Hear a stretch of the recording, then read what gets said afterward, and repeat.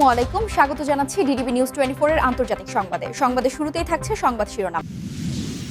প্রশান্ত মহাসাগরে নৌযানে মার্কিন হামলা, নিহত 2। সংঘাতের শঙ্কা তুঙ্গে, যুক্তরাষ্ট্রের সঙ্গে আলোচনায় বসছে ইরান। যুদ্ধবিরতির মধ্যেই লেবাননে ইসরায়েলের বিমান হামলা। সুদানে হাসপাতালে হামলায় চিকিৎসকসহ নিহত 22। পুতিনের প্রস্তাব ফিরিয়ে দিলেন ট্রাম্প। ভারতে সাবেক সেনাপ্রধানের অপ্রকাশিত বই ঘিরে হঠাৎ তীব্র বিতর্ক। এতক্ষণ শুনছিলেন সংবাদ শিরোনাম, এখন থাকছে বিস্তারিত। প্রশান্ত মহাসাগরে নৌযানে মার্কিন হামলা, নিহত 2। যুক্তরাষ্ট্রের সামরিক বাহিনী জানিয়েছে, পূর্ব প্রশান্ত মহাসাগরে একটি নৌযান লক্ষ্য করে চালানো হামলায় 2 জন নিহত হয়েছেন। কাতার ভিত্তিক সংবাদমাধ্যম আল জাজিরার এক প্রতিবেদনে এ তথ্য জানানো হয়েছে। বৃহস্পতিবার এক বিবৃতিতে যুক্তরাষ্ট্রের সাউদার্ন কমান্ড বা সাউথকম জানিয়েছে, অভিযানে 2 জন মাদক সন্ত্রাসী নিহত হয়েছে। প্রশান্ত মহাসাগরের পূর্বাঞ্চলে চালানো অভিযানে তারা নিহত হন। আল জাজিরা জানিয়েছে, ল্যাটিন আমেরিকায় যুক্তরাষ্ট্রের সামরিক কার্যক্রম তদারকিকারী এই কমান্ড নিহত ব্যক্তিরা বা সংশ্লিষ্ট নৌযানটি মাদক পাচারের সঙ্গে জড়িত থাকার পক্ষে কোনো প্রমাণ উপস্থাপন করেনি। আন্তর্জাতিক মানবাধিকার সংগঠন ও পর্যবেক্ষকদের মতে, প্রশান্ত ও ক্যারিবীয় সাগরে যুক্তরাষ্ট্রের নৌযানে চালানো এসব হামলা আন্তর্জাতিক আইনের লঙ্ঘন। 2025 সালের সেপ্টেম্বর থেকে এ ধরনের অন্তত 34টি অভিযান চালানো হয়েছে। এতে 126 জনের বেশি মানুষ নিহত হয়েছে। ওয়াচডগ সংস্থা এয়ার ওয়ার্সের সংকলিত তথ্য অনুযায়ী 2026 সালে প্রেসিডেন্ট ডোনাল্ড ট্রাম্পের প্রশাসনের অধীনে এটি প্রথম নথিভুক্ত নৌযান লক্ষ্য করে চালানো হামলা।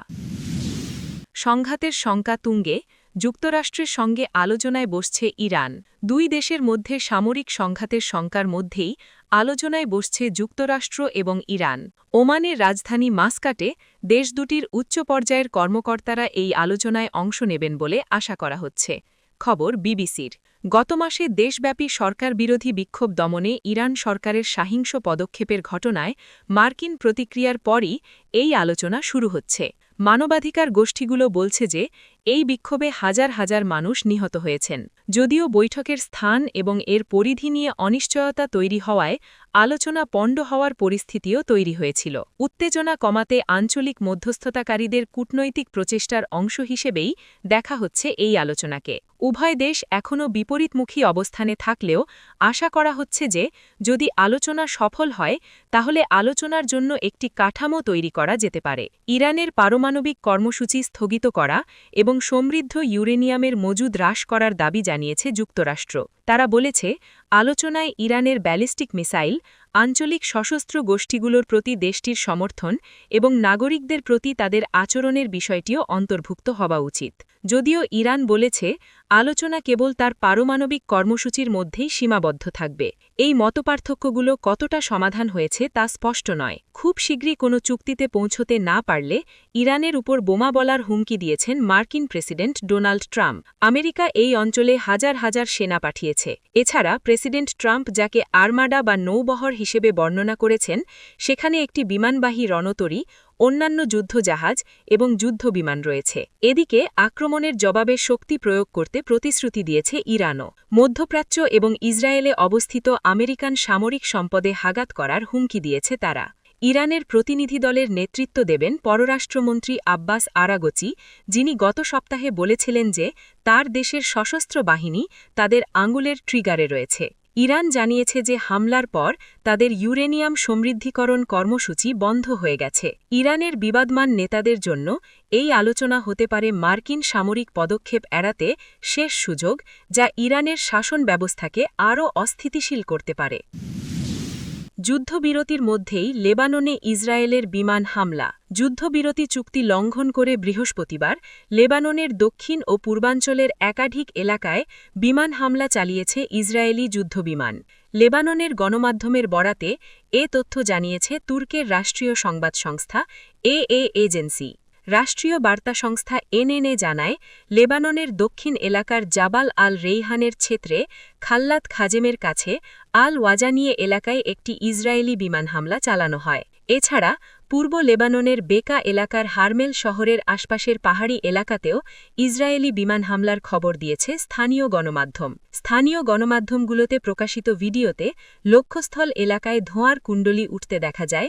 একই সঙ্গে হামলার পরও লেবাননের বিভিন্ন অংশের আকাশে নিচু উচ্চতায় ইসরায়েলি বিমান উড়তে দেখা গেছে বলে প্রতিবেদনে উল্লেখ করা হয়েছে। ইসরায়েলি সেনাবাহিনী দাবি করেছে, এসব হামলায় লেবাননের বিভিন্ন এলাকায় হিজবুল্লাহর লক্ষ্যবস্তুতে আঘাত হানা হয়েছে। হামলায় হতাহত বা ক্ষয়ক্ষতির বিষয়ে তাৎক্ষণিকভাবে কোনো তথ্য পাওয়া যায়নি। উল্লেখ্য, ইসরায়েল 2023 সালের অক্টোবর মাসে লেবাননের বিরুদ্ধে মারাত্মক অভিযান শুরু করে, যা 2024 সালের সেপ্টেম্বরে পূর্ণাঙ্গ যুদ্ধে রূপ নেয়। এই সংঘাতে এখনও পর্যন্ত 4,000 মানুষ নিহত এবং প্রায় 17,000 মানুষ আহত হয়েছে। সুদানে হাসপাতালে হামলায় চিকিৎসকসহ নিহত 22 জন। সুদানের দক্ষিণ কুর্দোফান রাজ্যের আল-কুয়েইক সামরিক হাসপাতালে আধা সামরিক বাহিনী র্যাপিড সাপোর্ট ফোর্সেস আরএসএফের বোমা হামলায় অন্তত 22 জন নিহত হয়েছেন। নিহতদের মধ্যে 4 জন চিকিৎসাকর্মী রয়েছেন। এ ঘটনায় আরও 8 জন আহত হয়েছেন। বৃহস্পতিবার 5 ফেব্রুয়ারি তুরস্কের সংবাদ সংস্থা আনাদোলু এজেন্সি তাদের এক প্রতিবেদনে এ তথ্য জানিয়েছে। এক বিবৃতিতে সুদান ডক্টরস নেটওয়ার্ক জানায়, দক্ষিণ কুর্দোফানের আল-কুয়েইক সামরিক হাসপাতালে চালানো ওই হামলায় হাসপাতালের মেডিকেল ডিরেক্টর সহ আরও 3 স্বাস্থ্যকর্মী নিহত হন। হামলায় অন্তত 8 জন আহত হয়েছেন। সংগঠনটি এই হামলার তীব্র নিন্দা জানিয়ে বলেছে, স্বাস্থ্যসেবা প্রতিষ্ঠান ও চিকিৎসা কর্মীদের লক্ষ্য করে চালানো হামলা একটি যুদ্ধাপরাধ এবং আন্তর্জাতিক মানবিক আইন ও বেসামরিক নাগরিক ও চিকিৎসা প্রতিষ্ঠানের সুরক্ষা সংক্রান্ত আন্তর্জাতিক কনভেনশনের সুস্পষ্ট লঙ্ঘন। বিবৃতিতে বলা হয়, এই হামলা কোনো বিচ্ছিন্ন ঘটনা নয়। দক্ষিণ কুর্দোফান জুড়ে ধারাবাহিক হামলার ফলে একাধিক হাসপাতাল কার্যত অচল হয়ে পড়েছে, যা ইতোমধ্যে ভয়াবহ মানবিক সংকটকে আরও গভীর করছে এবং সাধারণ মানুষের জন্য অবশিষ্ট স্বাস্থ্যসেবাও হুমকির মুখে ফেলছে। সুদান ডক্টরস নেটওয়ার্ক হামলার জন্য আরএসএফকে সম্পূর্ণ দায়ী করে জাতিসংঘ, আন্তর্জাতিক সংস্থা ও মানবাধিকার সংগঠনগুলোর প্রতি দ্রুত হস্তক্ষেপের আহ্বান জানিয়েছে, যাতে চিকিৎসা স্থাপনাগুলোর উপর পুনরাবৃত্ত হামলা বন্ধ করা যায়। প্রতিবেদনে বলা হয়েছে, এ বিষয়ে এখনও পর্যন্ত আরএসএফের পক্ষ থেকে কোনো মন্তব্য পাওয়া যায়নি। আনাদোলু এজেন্সি জানিয়েছে, সুদানের 18টি রাজ্যের মধ্যে পশ্চিমাঞ্চলের দারফুর অঞ্চলের 5টি রাজ্যের প্রায় পুরোপুরি নিয়ন্ত্রণ আরএসএফের হাতে রয়েছে। এর বাইরে উত্তর দারফুরের কিছু অংশ এখনও সেনাবাহিনীর নিয়ন্ত্রণে আছে। দেশের দক্ষিণ, উত্তর, পূর্ব ও মধ্যাঞ্চলের 13টি রাজ্যের অধিকাংশ এলাকা এবং রাজধানী খার্তুম সুদানি সেনাবাহিনীর দখলে রয়েছে। 2023 সালের এপ্রিল মাসে সুদানি সেনাবাহিনী ও আরএসএফের মধ্যে শুরু হওয়া সংঘাতে এ পর্যন্ত হাজার হাজার মানুষ নিহত হয়েছে এবং লাখো মানুষ বাস্তুচ্যুত হয়েছে। পুতিনের প্রস্তাব ফিরিয়ে দিলেন ট্রাম্প। কৌশলগত পারমাণবিক অস্ত্র মোতায়েনের ওপর সদ্য মেয়াদোত্তীর্ণ সীমা স্বেচ্ছায় বাড়ানোর জন্য যুক্তরাষ্ট্রকে প্রস্তাব করেছে রাশিয়া। তবে এ প্রস্তাব প্রত্যাখ্যান করেছেন মার্কিন প্রেসিডেন্ট ডোনাল্ড ট্রাম্প। রুশ প্রেসিডেন্ট ভ্লাদিমির পুতিনের দেওয়া এই প্রস্তাব নাকচ করে ট্রাম্প একটি নতুন চুক্তির পক্ষে অবস্থান নিয়েছেন। কাতার ভিত্তিক সংবাদ মাধ্যম আল জাজিরা শুক্রবার তাদের এক প্রতিবেদনে এ তথ্য জানিয়েছে। বৃহস্পতিবার সামাজিক যোগাযোগ মাধ্যম ট্রুথ সোশ্যালে দেওয়া এক বার্তায় ট্রাম্প বলেন, পুরনো নিউ স্টার্ট চুক্তিটি যুক্তরাষ্ট্রের জন্য খারাপভাবে আলোচিত ছিল এবং সেটি ব্যাপকভাবে লঙ্ঘিত হয়েছে। তিনি বলেন, পুরনো চুক্তির মেয়াদ বাড়ানোর পরিবর্তে উভয় দেশের পারমাণবিক বিশেষজ্ঞদের নিয়ে একটি নতুন, আধুনিক ও দীর্ঘমেয়াদী চুক্তি করা উচিত। এর আগে ট্রাম্প জানিয়েছিলেন, তিনি নতুন চুক্তিতে চীনকেও অন্তর্ভুক্ত করতে চান, তবে বেইজিং এ বিষয়ে খুব একটা আগ্রহ দেখায়নি। নিউ স্টার্ট চুক্তির মেয়াদ শেষ হওয়ায় যুক্তরাষ্ট্র ও রাশিয়ার বিশাল পারমাণবিক অস্ত্র ভাণ্ডারের ওপর আর কোনো কার্যকর সীমা রইল না।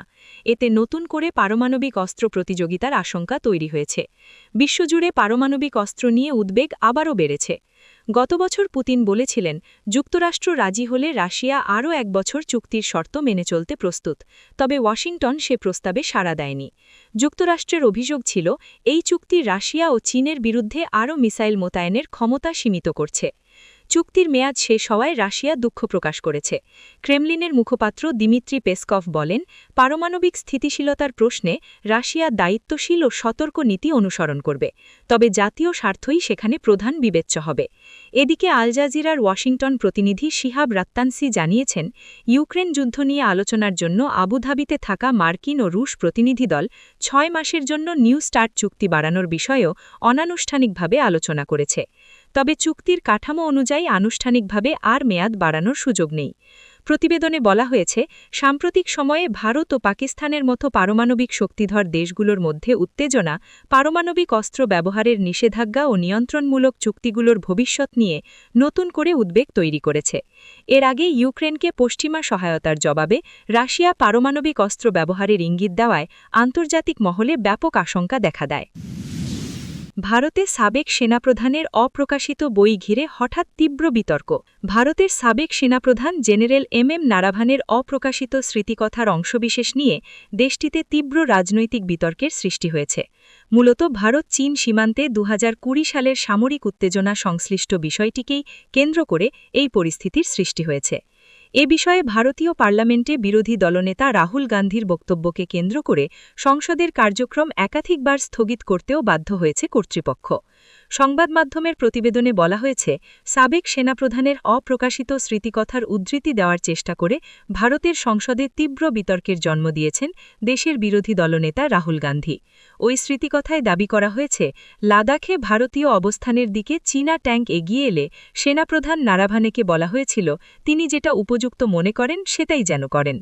2020 সালের গ্রীষ্মে লাদাখের গালোয়ান উপত্যকায় বিতর্কিত হিমালয় সীমান্তে ভারত ও চীনের মধ্যে সংঘর্ষ হয়। এটি ছিল 1975 সালের পর দুই দেশের প্রথম প্রাণঘাতী মিলিটারি সংঘর্ষ।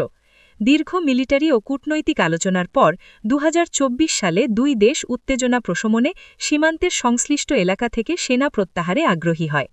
প্রধানমন্ত্রী নরেন্দ্র মোদীর দল বিজেপি অভিযোগ করেছে, অপ্রকাশিত বই থেকে উদ্ধৃতি দিয়ে রাহুল গান্ধী সংসদের নিয়ম ভেঙেছেন এবং ভারতীয় সৈন্যদের অপমান করেছেন।